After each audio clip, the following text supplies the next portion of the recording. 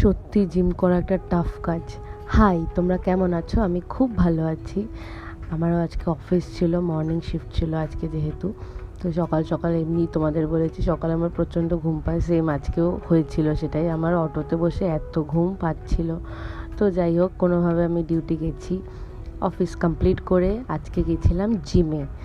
বিশ্বাস করো, আমার জিম করতে যা কষ্ট হয়েছে আজকে। তোমাদের যদিও আগের ভিডিওতে, আমি অনেক দিনের আগের একটা ভিডিওতে বলেছিলাম যে আমি জিম জয়েন করেছি, তখন কোঅ্যাক্সিডেন্টলি হয়নি জয়েন করা। তো আজকে আমি জয়েন করেছি। বিশ্বাস করো, আমার যা কষ্ট হয়েছে না, তোমাদের বলে বোঝানোর মতো না। হাত পা দুটো এত ব্যথা, যদিও বা এটা কমে যাবে।